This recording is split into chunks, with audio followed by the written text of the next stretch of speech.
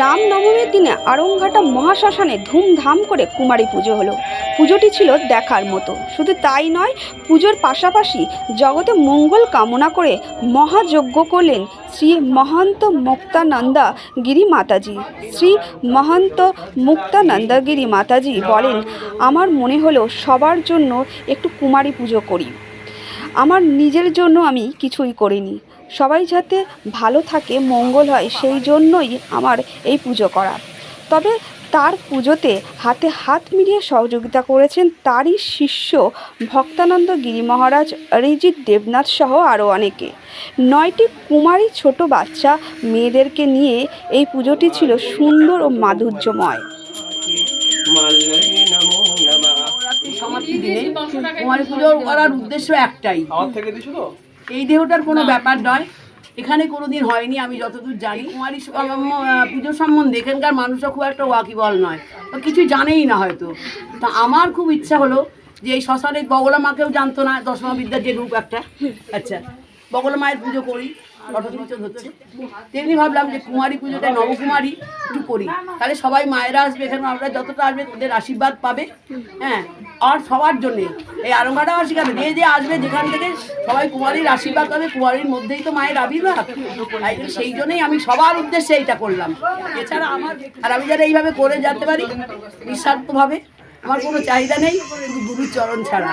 আর এইভাবেই করতে করতে সাধন ভজন করতে করতে, কারণ এই শ্মশানটা হলো আমার কাছে স্বর্গের থেকেও অনেক মূল্যবান। এখানে এসে যদি এগুলো করতে পারে, এগুলো শ্মশান, অনেকে ভয়ে আসতেও চায় না, সেই যেন এইভাবেই করতে করতে গুরুর চরণে গিয়ে আশ্রয় পেয়ে যাই বা পাবো, এটা আমার বিশ্বাস আছে। রামনবমীটা ত্রেতা যুগ থেকে শুরু হয়েছে। রাম জন্মগ্রহণ করেছে শুক্লপক্ষের নবমীতে, ত্রেতা যুগে। সত্য যুগে এটা হচ্ছে দুর্গাপুজো, যাকে বাসন্তী দুর্গাপুজো হয়। এটা স্বয়ং শ্রী শ্রী রামচন্দ্রের আগের থেকে, রাম জন্মের আগের থেকে এটা হয়ে আসছে, এবং স্বয়ং রাবণ এটা পুজো করতেন। এটা কালের পুজো। আর কুমারী পুজো আমরা কেন করি? অষ্টাবর্ষা ভবেদ গৌরী তাং নমা, মা বারবারই যত অবতার নিয়েছে কুমারী রূপে। ঋষি কাত্যায়নের ঘরে প্রথম মা অবতার নেন কৃষ্ণা নবমী তিথিতে, মহালয়ার ঠিক কৃষ্ণপক্ষের নবমী তিথিতে। অনেক সময় বলা হয় না যে মহালয়ার আগে, বোধনের আগে পুজো ওপেনিং হলো, ওটা সাধারণ না। কৃষ্ণা নবমী থেকে কল্পারম্ভের পুজো বেলুর মঠে শুরু হয়ে যায়।